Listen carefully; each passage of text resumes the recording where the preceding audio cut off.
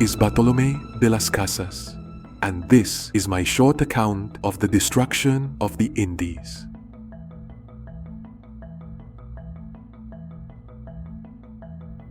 Those that arrived at the islands of New World from Spain and who prided themselves as Christians steered two principal courses in order to eliminate and exterminate the native peoples from the earth. The first course of action was raising unjust, bloody, and cruel wars. The second, by putting to death those who thirsted for liberty or attempted to recover their freedom from captivity. The aim and scope that motivated the Spaniards was gold, and gold only. With the Spaniards' ambition and avarice, they treated the native inhabitants not as beasts, but as the most abject dung and filth of the earth, and these innocent people died without understanding the true faith or sacraments. The Spaniards first set sail to America, not for the honor of God, nor to spread the true faith, nor to serve the king, as they falsely boast and pretend to do. In truth, the Spaniards were only stimulated by insatiable avarice and ambition, seeking to forever domineer, command, and tyrannize over the Indians, whose kingdoms they hoped to divide and distribute among themselves. I have great remorse for my participation in these atrocities during my early life as a colonist. I have since devoted the rest of my life to help the Indians, but regret that I could not have done more to protect them. I feel compelled to confess and condemn the sins of the Spaniards, whose disturbing story I will briefly describe.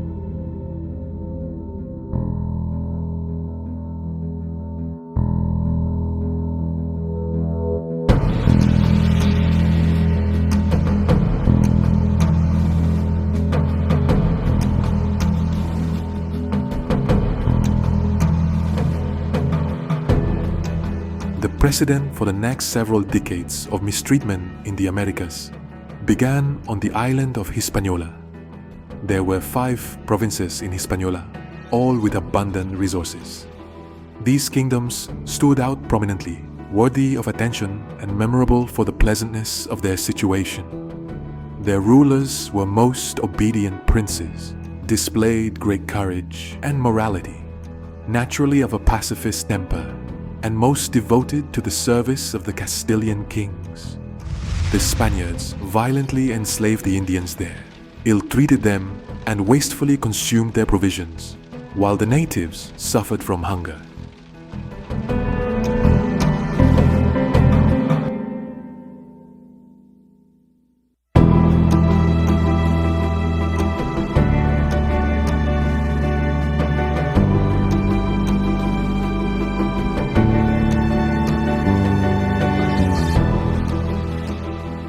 Being oppressed by such evil and afflicted with such great torments and violent entertainment, the natives began to understand that the Spaniards were not on a mission from heaven, and some resisted while others fled to the mountains. I firmly believe that when all these outrages were committed, the Indians were not guilty of one single mortal sin against the Spaniards, and this I do maintain according to God and my own conscience.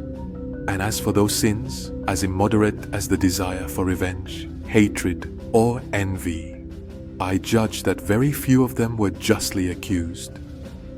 This I can assure you, that the Indians had a very just cause for raising war against the Spaniards, and the Spaniards, on the contrary, never raised a just war against the Indians. The Spaniards' wars were greatly more harmful and groundless than any undertaken by the worst of tyrants in history. Take this for a general rule, that the Spaniards, upon arriving at any American coast, exercised the same cruelties, slaughters, tyrannies, and detestable oppressions on the most innocent Indian nation. In time, the Spaniards improved their use of barbarism and cruelty.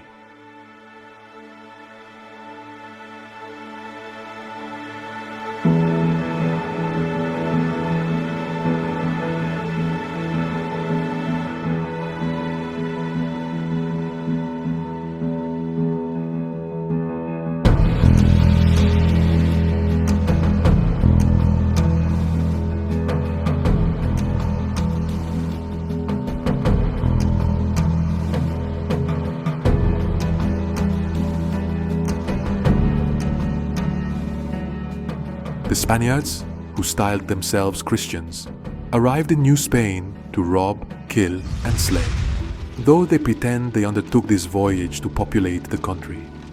The injustice, violence, and tyranny of the Spaniards came to the highest degree of extremity, for they had shaken hands with and bid farewell to all fear of God and the king, unmindful of themselves in this sad and deplorable condition. In the city of Cholula, the local rulers welcomed the Spaniards with pomp and ceremony, hoping to give them an honorable reception. However, the Spaniards immediately consulted about their slaughter, for in all the countries that they came, they took this course of action, that immediately at their first arrival they committed some notorious butcheries, which made those innocent Indians tremble with fear. They also committed a very great butchery in the city Tepera, which was larger and more expansive than Cholula.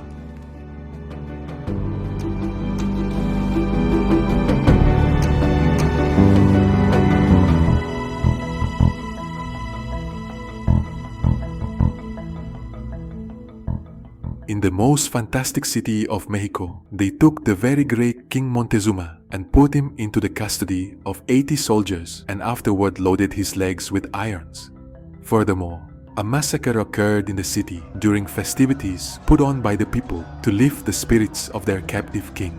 Thereafter, the Spanish were justifiably expelled from the city, but afterwards, the Spaniards, having regrouped, resolved to take the city wherein the most detestable butcheries were acted. A vast number of the people slain and their rulers perished in the flames. This is a sight that would have saddened any true Christian.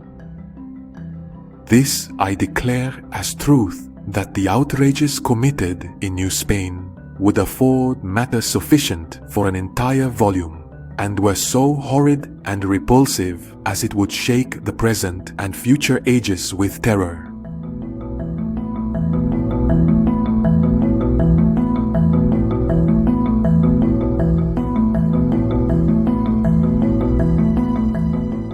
In all provinces of Venezuela that they entered, the Spaniards were entertained and welcomed by the Indians with songs, dances, and rich presents. But the Indians were rewarded very ungratefully with bloodshed and slaughter. In retribution of their hospitality, the conquering tyrants commanded that all the Indians with their wives and children should be taken into custody. Whoever desired to be set at liberty should redeem himself at the payment of a ransom determined by the unjust tyrants. To expedite the business, these tyrants prohibited the allowance of any food to them until the gold was paid. Several of them acquired the gold and procured their freedom. The tyrant later sent other rogues and robbers to recapture and enslave those that were redeemed. They made the supreme lord of the province a slave, to squeeze his gold from him, torturing him to extort information and confessions. All these things and many more were provided by witness to the Indian treasury, and the records of their testimony were entered in that court. However, these shameful tyrants killed many of the witnesses to prevent the full extent of their crimes from being exposed. The Minister of Justice in the Indies, through their corrupt and damnable blindness, were scarcely concerned about the punishment of the crimes and butcheries which have been committed by these tyrants. Attention was only given to the matter when the King of Spain's revenue decreased. From the time they entered upon that country, the span of 17 years, they have dispatched many ships carrying Indians to be sold as slaves to the Isles of Saint Martha, Hispaniola, Jamaica, and Saint John. The King's Council of that land, seeing and knowing of this slave trade, yet what is clear and obvious, they overlook. They permit and accept the horrid immoralities and devastations committed on the coast of this continent, which they might easily have remedied and prevented.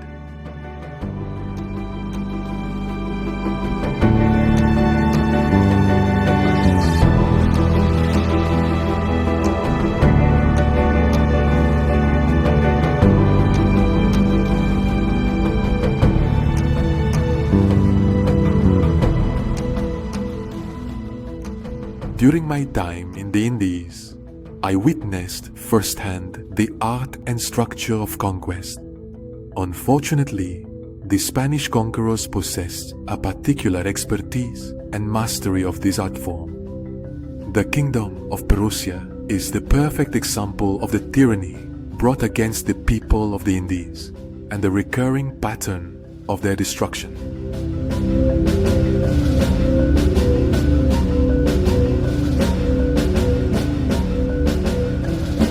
A notorious tyrant in the year 1531 entered the kingdoms of Perusia with his accomplices, upon the same account and with the same pretenses as others since the year 1510. When asked about his motivation for conquest and the role of religious conversion, this great tyrant openly dismissed any noble intentions, brazenly responding, "I have not come here for such reasons. I have come to take away their gold." The Spaniards were welcomed by the unsuspecting native people with gifts and celebrations, as if they were angels from heaven, receiving everything they asked for and more.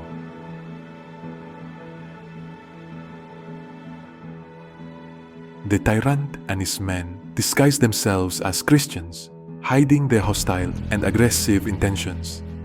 Exploiting their trust and goodwill, the tyrant strategically positioned his forces within their host city of Cajamarca and planned an attack on that great emperor.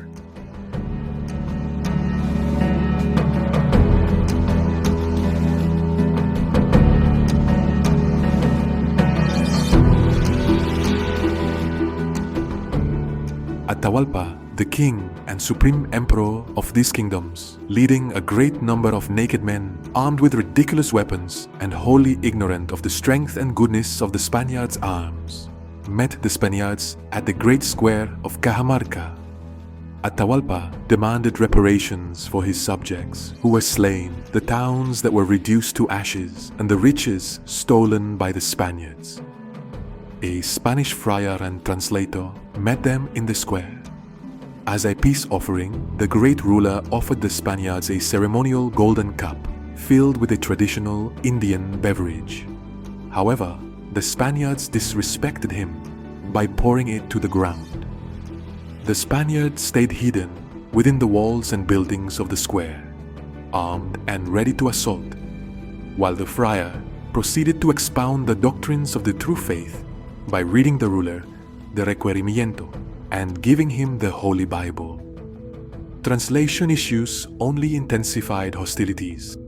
Offended by the disrespect previously shown to him and knowing nothing of books or writing, the great ruler also threw the book to the ground, instructing the Spaniards to leave his kingdom. The Spaniards used this small act of resistance and confusion as merit to attack and make a great slaughter of his men and killed thousands.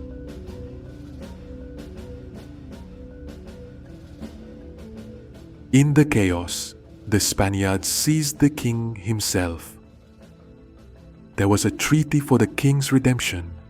The king brought forth great quantities of gold and other riches, as was the price of his freedom. The Spaniards promised to set him at liberty, but contrary to all faith and truth, and according to their common custom, for the Spaniards always violated their promises to the Indians, they falsely accused Atahualpa of organizing a rebellion despite his powerless and captive condition. Atahualpa denied the charges brought upon him. The Spaniards wouldn't listen. Atahualpa was sentenced to death by garroting.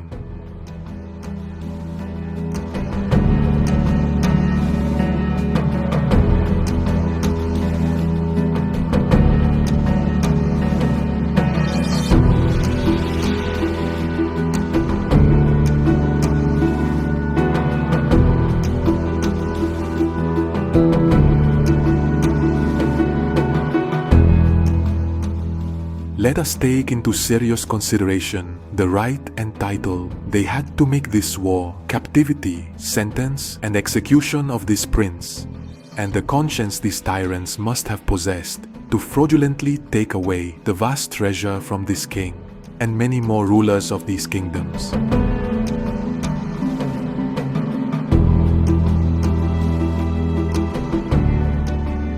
All the same is true of Nicaragua, Guatemala, Cuba, St. John's, Jamaica, Florida, Granada, and Yucatan.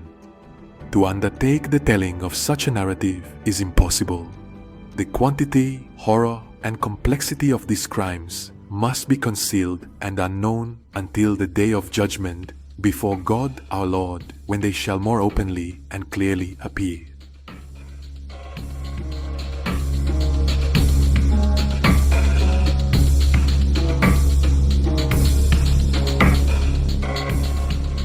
Bartolomé arrived in the Americas in the early 16th century and witnessed firsthand the brutal treatment of natives across various colonies. As a result, he dedicated his life to missionary work to protect native populations from exploitation and abuse. As the first resident bishop of Chiapas and protector of the Indians, he sought to share the atrocities he witnessed in his book, A Short Account of the Destruction of the Indies. In this book, written in 1542, Bartolomé urged the King of Spain to take action.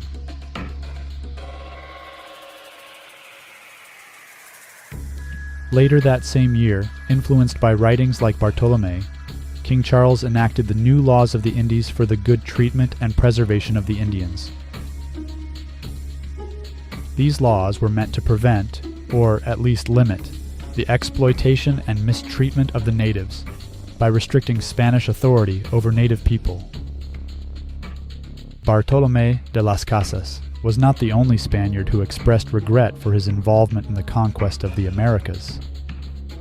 A conquistador named Mancio Serra de Leguizamo, who is remembered as the final surviving member of the original conquerors, unequivocally provided the King of Spain with his confession of regret, contained within his will. He signed his will in Cusco, Peru on September 18, 1589, beginning with the following preamble.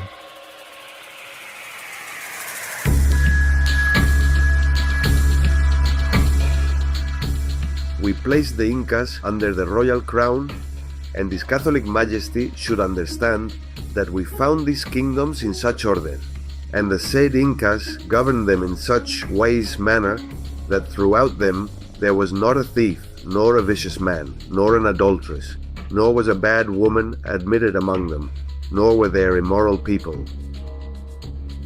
The men had honest and useful occupations.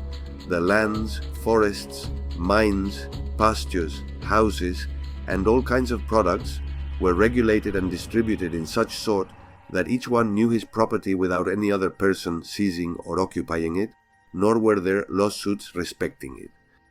The operations of war, though they were numerous, never interfered with the interests of commerce nor with agriculture. All things from the greatest to the most minute had their proper place and order. The Incas were feared, obeyed, and respected by their subjects, as men very capable and well versed in the art of government. They believed that no one would steal the property of another, so that when they found that we had thieves amongst us, and men who sought to make their daughters commit sin, they despised us. But now they have come to such a pass, in offense of God, owing to the bad example that we have set them in all things, that these natives, from doing no evil, have changed into people who now do no good or very little.